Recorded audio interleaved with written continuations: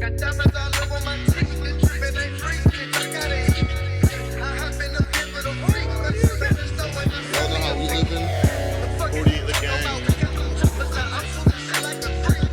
I swear that you nigga not street. How you a shooter, you don't got no heat. I count the back on my brother, I do to my brother, and we got each other. I put that on the big man. Hello guys, I'm your humble host, Young Seaka, Jolly Seaka, New Year's Eve Seaka, and I have someone that I'm really proud of lately. Only lately though. Someone that has put in so much work. So much of his effort has gone to have people recognize his craft. I don't know, maybe I'm the denominator in those situations, but I don't always see eye to eye with everybody. But here's someone that I'm very proud that was able to prove. Shut up, man! I'm introducing you. Not respect. All me. Someone that I was able to introduce, and someone that I'm very proud of.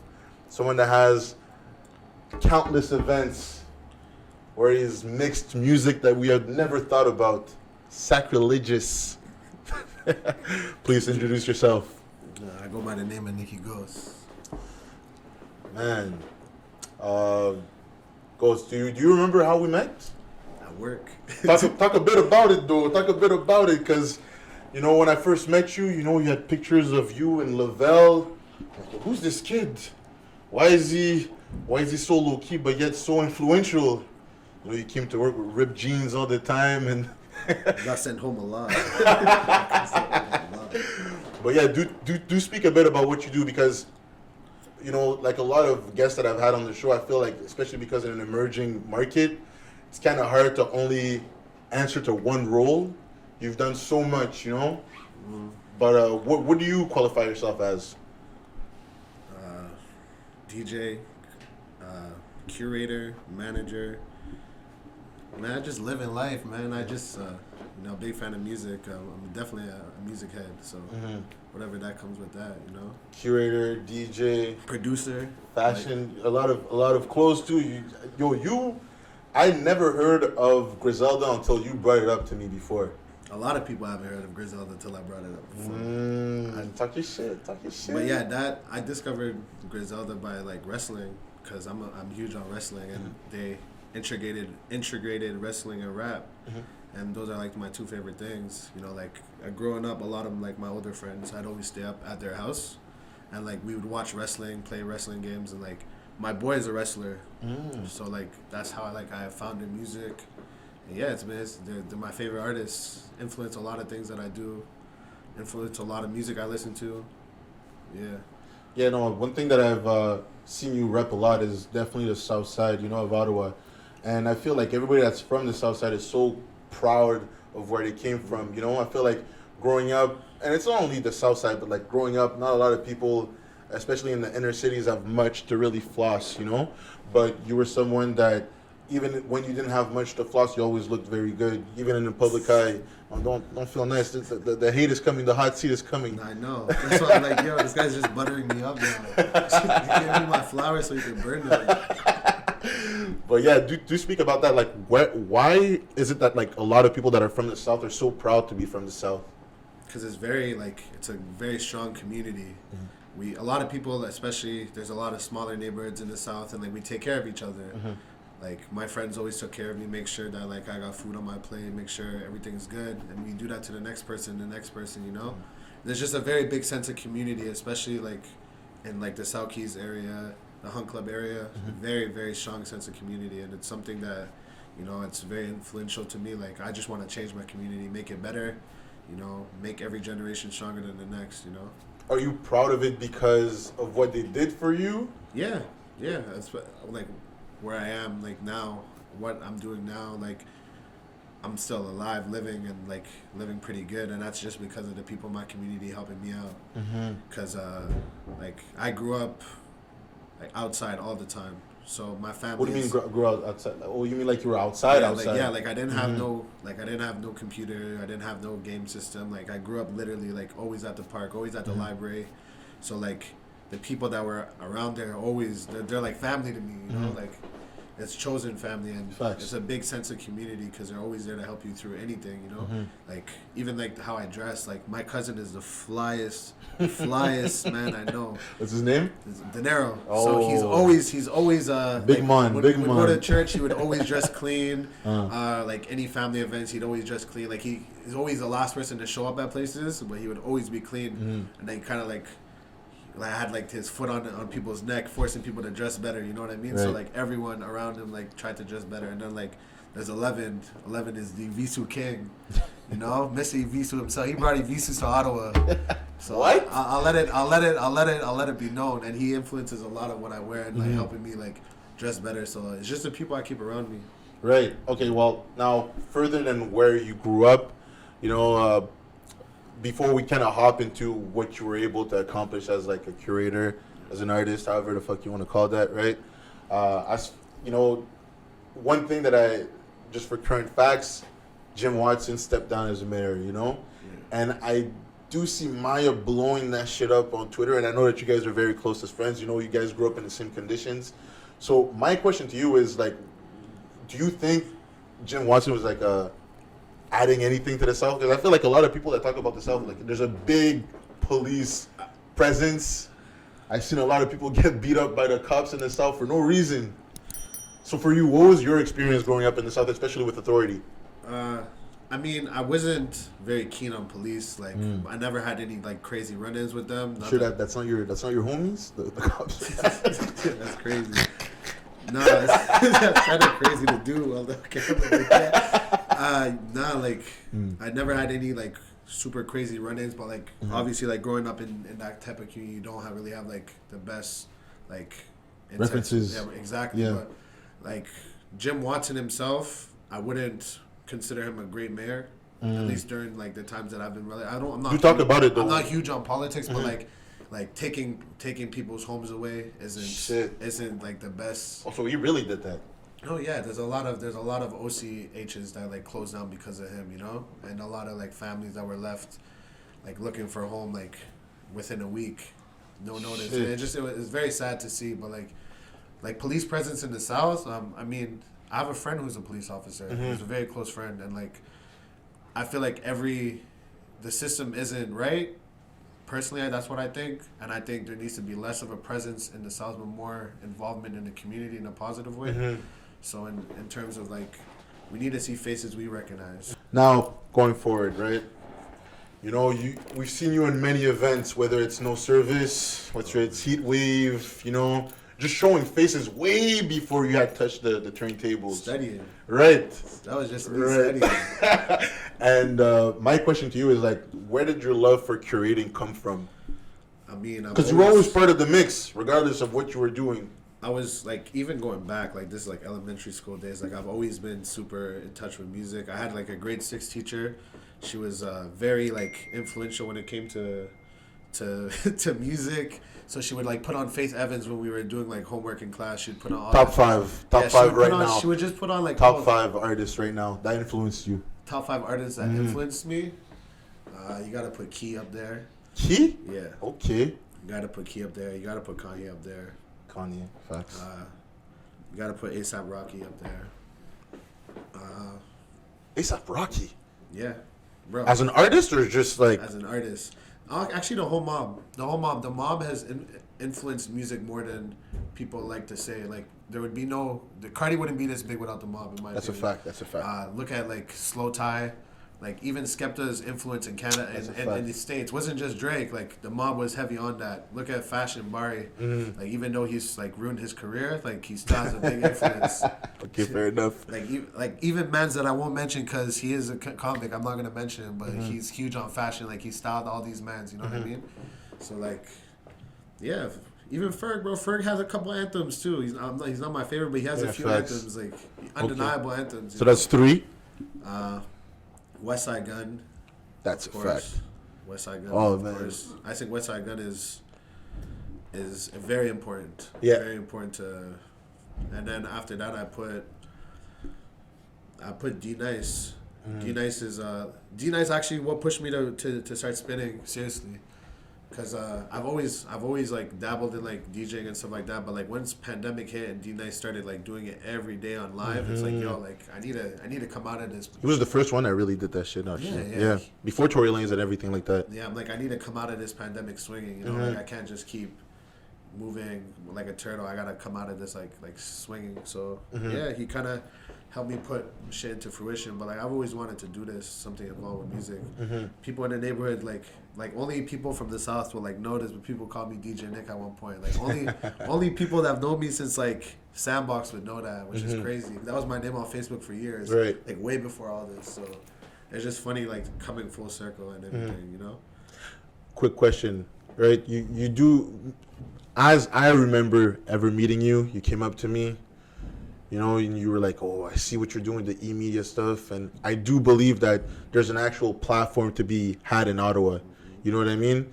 I do remember those first couple of days where we met, and even then you were already super willing to get involved in the scene, even if there wasn't much to do. You know what I mean? So again, where does your love to put shit on come from as a curator? Again, I repeat, because you didn't really get into details.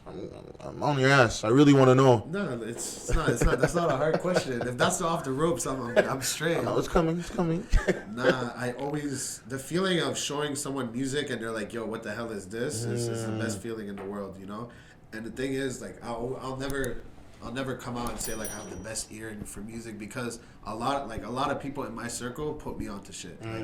Like again, 11 is dropping 2022. I'm gonna mention him again, but that nigga's been putting me onto so much old school R&B that like you know it's the type of music you hear when you're a kid. 11? Yeah.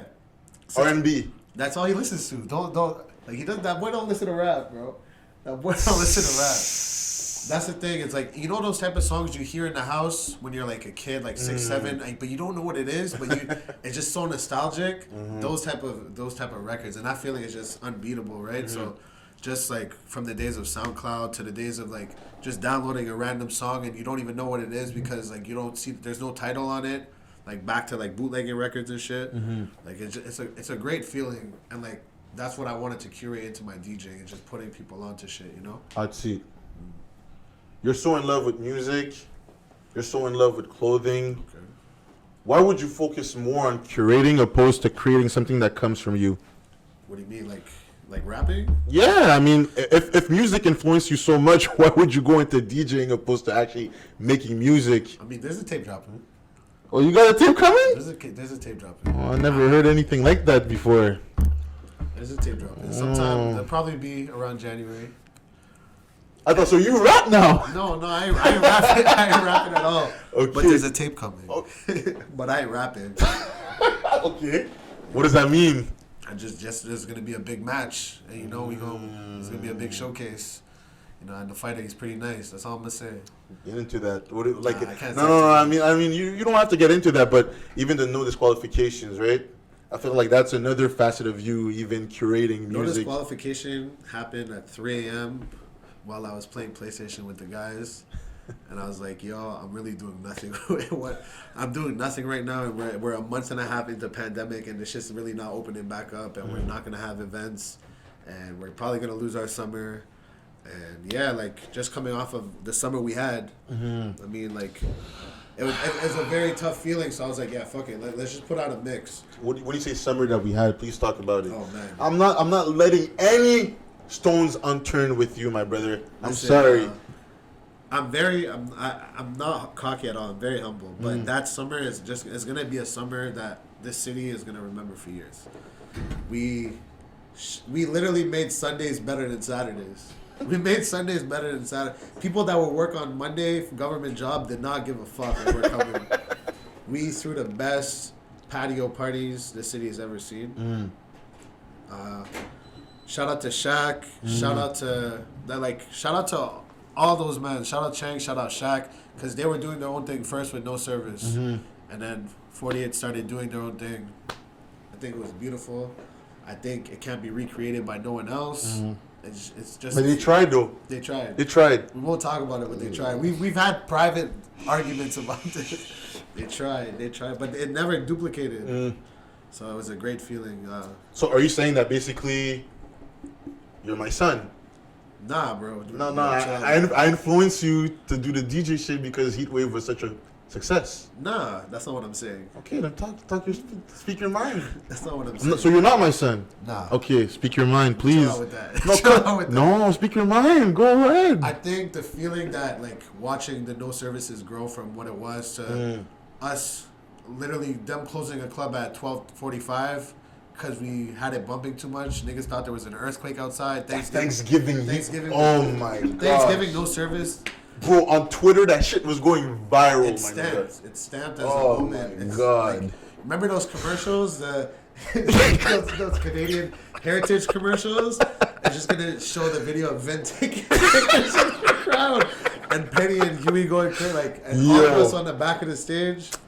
Nah, that was a night. And, but yeah, just watching moments being made, like great Canadian DJs come to city, like Shrimp Tempura, like Bugatti, like Shaq Chanks, fucking like so many High classified. Oh, so many like Tio. Yeah. So many great DJs coming and shutting it down. And it's like yo, even Soft is Hard came to private property. Like so many great. Bro, fucking the guy with the pencil in his face. What is this? Kerwin Frost. Nigga, I took a picture with Kerwin Frost and he's wearing a Ghost t-shirt and the Ghost is looking at me scary. Like if that's not foreshadowing, bro, I don't know what it is, bro. Like Kerwin Frost coming back was super influential because there was literally a lineup. I just remember we both had work at the same time. We finished work. We're like, yo, do we go home and change or do we just go? Is it a flop? This was Lesson's first day open. Right. So we get there and there's a line. There's a line and then a few shorties that will not be named. They're not getting no clout out this. No, a few shorties that will sir. not be named. We met up with them and then we just walked in. Everyone in the line just looked at us. We just walked in. Days in there going crazy. Was Chase even there? Bro, I remember Day was eating risotto and fish. Bro, waiting for the shit to turn up. We had the red bandana. We would put the red bandana over the camera. We had the red lens. Oh man, we didn't know what we were doing, man. We did so much things. Like we tripped over ideas that when it actually came to us to like figure shit out, we didn't know what we were doing. But I think that's the biggest thing that people people I feel like get into art and like culture out of necessity.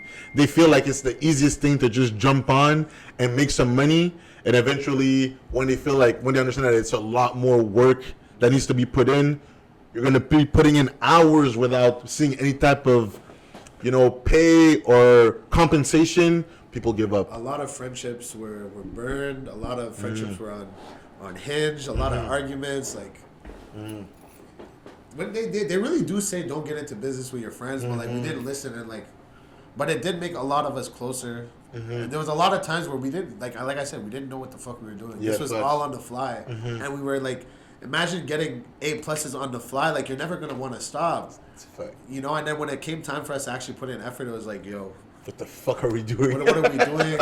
Everyone has different ideas for this. Like it was beautiful when it lasted, and like who knows, like shit could pop off again. Like. We're not dead, but like it's very quiet for what we're doing right now, and I think it's quiet for the right reasons. Yeah, because again, I was talking about that with Kazi, which you knew before too, But I feel like as far as being able to put yourself out there, it takes a lot. You know what I mean? Because you have no guarantee that you're gonna make it. You have no guarantee that your idea is even good until people judge you. And chances are you only know that once you actually put yourself out there. 100%. You know what I mean? But like I said, if it wasn't for the gang, if it wasn't for like that summer, I probably wouldn't be DJing. I probably wouldn't be putting out every mix every month. You know what I mean? How did it start for DJing with you? We came to the crib one day. Shanks was teasing that he was going live, but he was just giving people big tease. This guy never wants to go on live, so I pulled up to the crowd and said, "Yeah, we're going live." And he's like, "Yeah." So Shanks didn't want to go right away, so I started spinning, and it just became a moment. And then from there, I was just addicted to it. So, because I would do it for fun, but I was never like, "Okay, I'm gonna buy a board now. I'm gonna do this," and like I'm actually gonna market myself as. What threw you over the edge to even do that? Because that moment. Like money. And even at that time, bro, money wasn't always number one resource that we had. Never. But yeah, like the fact that the reaction I was getting from like the room once I was spinning, I was like, yeah, like this could be a thing. Mm-hmm. And then I remember I hit up 11 about it because it's like I was thinking about going back to school, and he's like, yo, like if you can do this, like now we secure a tour DJ. Mm-hmm. And then he's like, if you do this, like it might be something sick to try, like for fun and shit. So I tried it, put out a mix. I can't even listen to that mix anymore because I think it's so garbage, you know. And now we're at mix 17. Now it's a radio show with Gio, you know what I mean? Like now it's like it's blowing up to even more ideas. There's so much coming out of it, you know. Like I have a chance to like once it's established to put niggas music on, like put local music on, Right. like and show people that it's listenable. Because people will judge a song before they even hear like the first like anything from the song, you know what I mean? Just off of it's from Ottawa. It's a beautiful answer. That's a great answer. I love it. It's not what I'm looking for, though. What do you want? My question to you is, if I want to become a rapper, I get in a cypher, I throw a fucking fire verse, I might want to become a DJ then. I might want to become a rapper then. Okay. If I'm into fashion, you know, I'll throw in a couple fits, I'll get a reaction of people, I'll know how to go about it from then. How do you even start the idea of being a DJ? Like, how do you even start? You know what I mean? Crazy Get on that. I'm gonna shout out like this guy doesn't even know me, but like when Darrell Belmont came to Ottawa, Wow. and I never seen certain sounds be transitioned with certain sounds, and that night was crazy. That was the last locks before the lockdown. Right. And with Shaq. no, that was the first lock. Sorry, that was locks level 1. Shaq and Darrell Belmont. The place went bananas. I never seen like this guy was like mixing 90s pop anthems with like trap music, then back to drill music, then Seinfeld theme song, and I was like, yo, listen, man, I gotta figure out how to do something like this, and then that came to like. I wanted to that same feeling, and then when we had locks at the basketball tournament, I mixed compa with drill or with Detroit rap. I was like, oh man, that's the same feeling. Niggas did not expect that. So like just mix like doing mashups like that, like that's what like let me I could really be a DJ. You could hear songs being transitioned before, like it's crazy. But how do you get it? How do you even get in that? Like, how do you go about buying your first, turntable? Where do you know where to look for that shit? I had to ask a lot of questions. Like I hit up people like Fusion. Right. I hit up people like I hit up a lot of DJs actually, and I was just like, yo, like, how should I get started? You know, and like a lot of them just didn't answer, but Fusion gave me a lot of guidance. You know, like where I should go buy stuff. You know, like, and he also told me if he ever needed help to hit him up, and I really appreciated that because like. That shows love. That's another generation, successful generation. Passing on the torch. It's great. So yeah, no disqualification. I feel like it became so much bigger than just a playlist. Even if I look at you right now, there's an actual clothing brand that's attached to it, and I'm sure knowing you. Shout out Gio, man. Yeah, how did that relationship with Gio even transpire? I met Gio in Rito Center. Because he's one of the most talented niggas I've ever seen in my life, and multifaceted. He can literally do anything. Gio's a superstar, man. He's a genius. Gio did a lot for me, and I met Gio. You're good at attaching to people that are talented, because you're talented also. No, you're talented. I like that. Go ahead.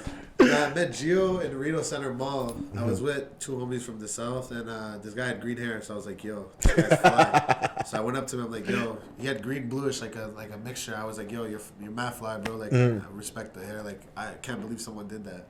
So from there, I always wanted to work with him. Like, I messaged him that night. I'm like, yo, we got to work together. But, like, there was just nothing to work on. And he's all about right time, right place, right time, right? So I started doing these mixes, and he hit me up. He's like, yo, let's do a mix together, all this shit. I was like, no. You told him no? Yeah, I was like, nah. Like, after wanting to work with him? Yeah, I was like, nah. Okay, hot seat. What? Who the do you think you are?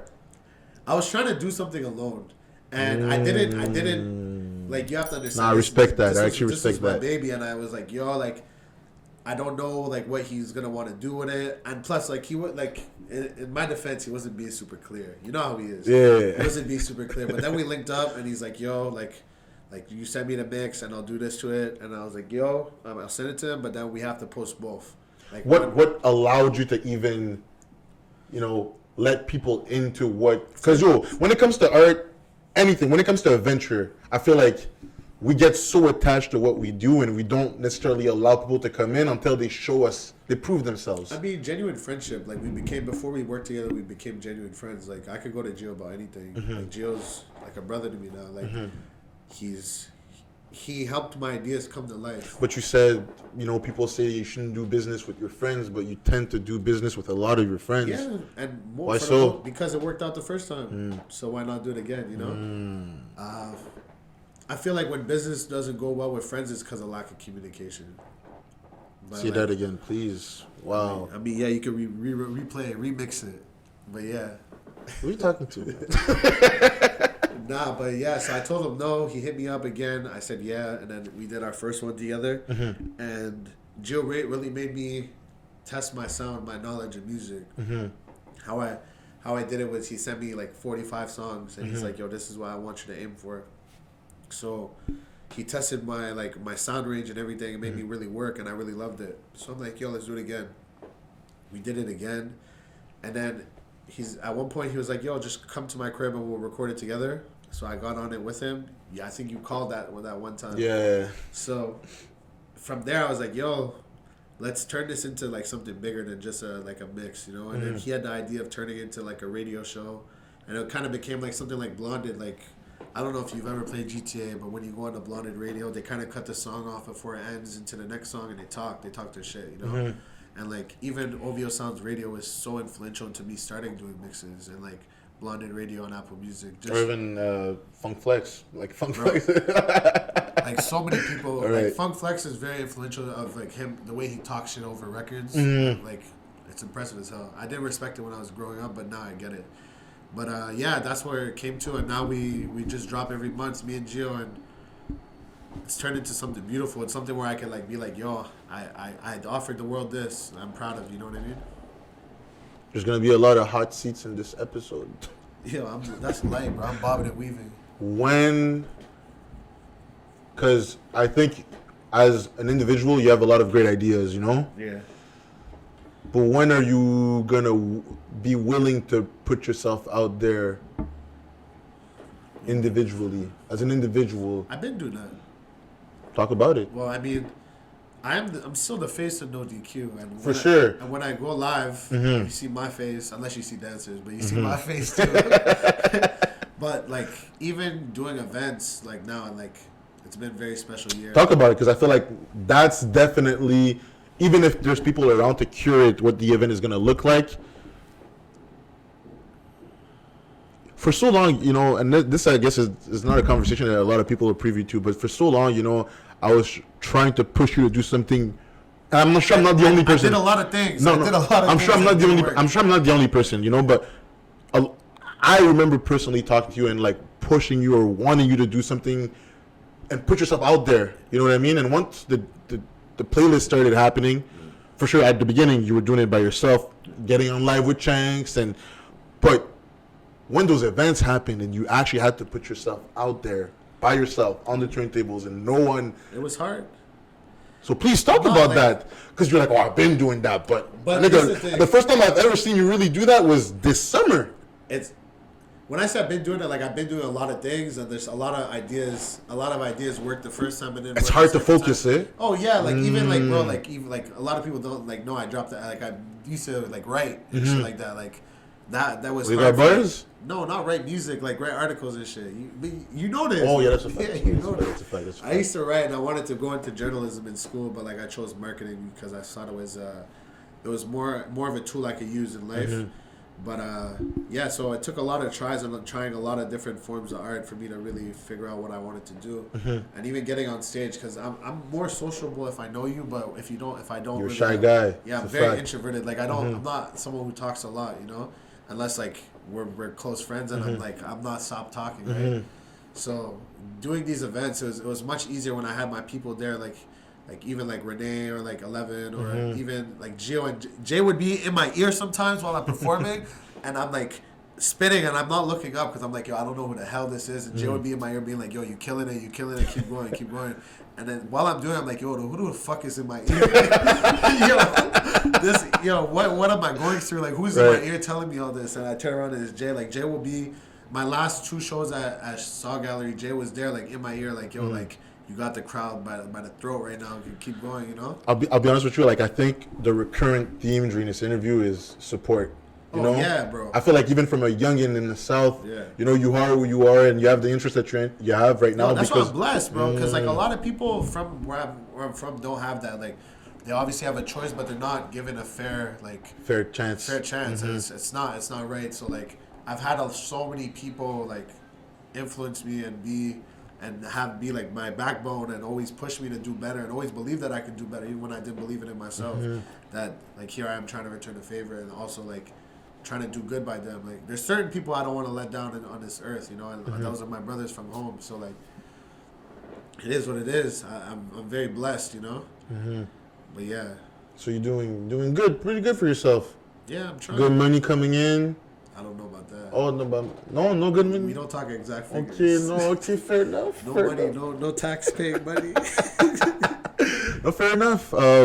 Another thing also that I've been able to notice, like, again, talking about events, you know? Do you remember when like shit started with Locks? Man, I remember being in Kane's Woods' house with Tile and Vin talking about this idea. And me on FaceTime. Oh, jeez. Man, I remember, like... Shout out Simon and Filet, man. Yo, so... You know, one thing I've noticed is that you're not always going to get your flowers when you're able to smell them. Yeah. But the things that came out from me and the people around me and the people around you and the people around Shanks, at a certain extent, even around Kazi, blows my mind. Yo, E-Media did a lot. You know, like, it wasn't always great times there. Personally. No, you brought that up. Now you got to talk about it. What do you mean it wasn't always great times? I mean, like, it just it wasn't the best learning curve for me. Talk about it. It wasn't always the best learning curve for me. I think I tried to do too much. I think there was a lot that I put on myself. There's a lot of shit I put on you.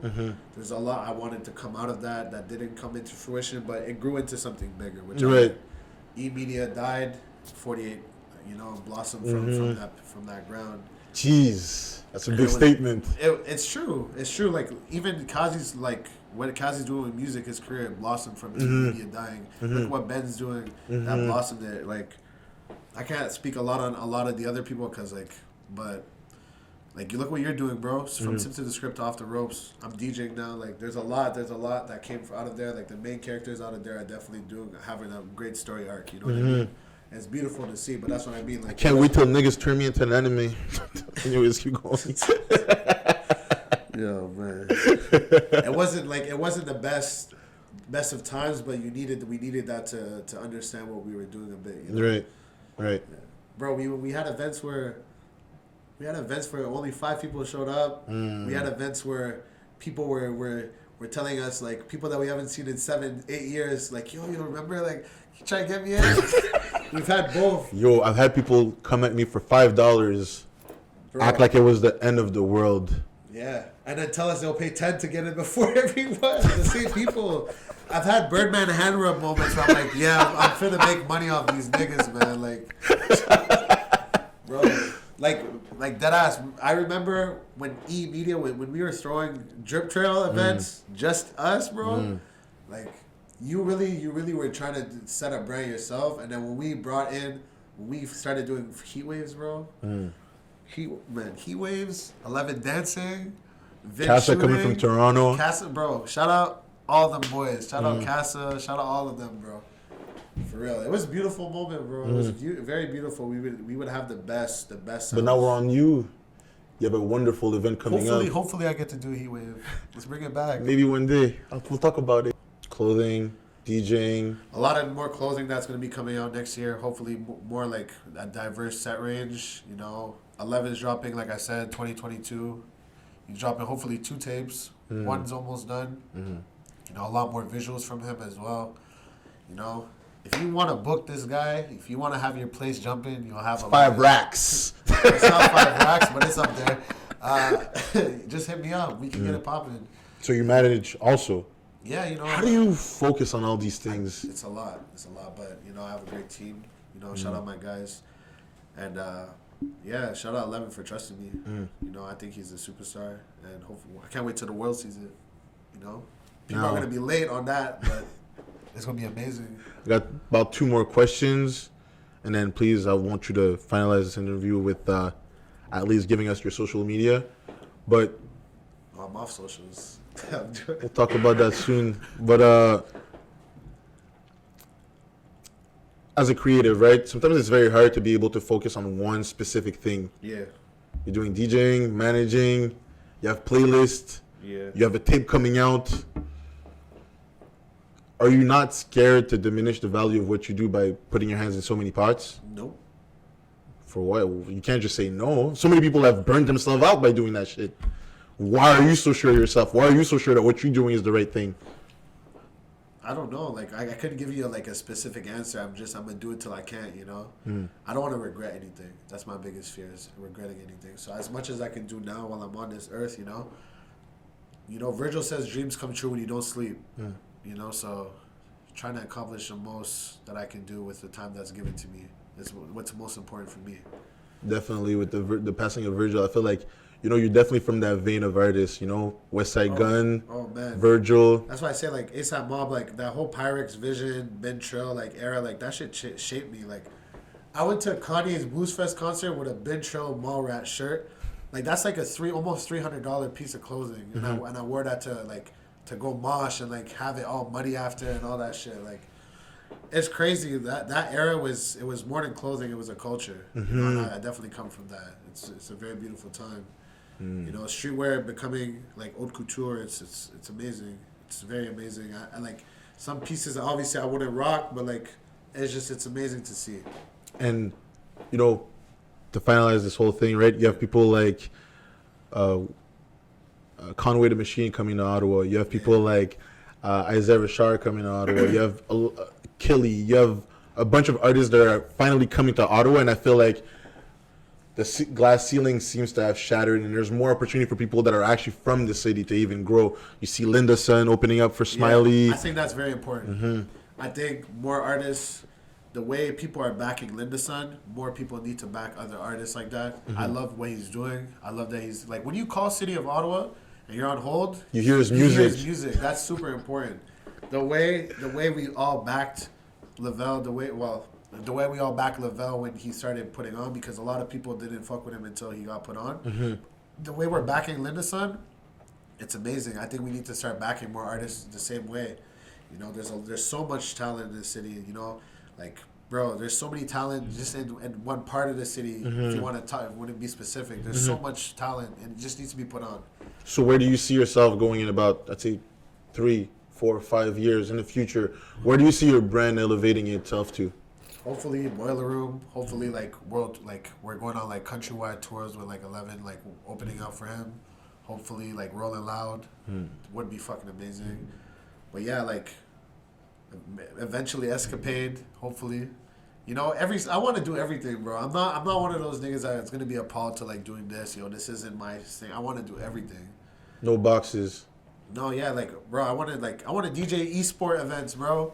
Niggas gaming, they take their break, I'm spinning. Like, DJ a Sens game. I'll DJ anything, bro. Like, it's just, I will bring the vibe. I'll literally have the room jumping. That's what's important to me.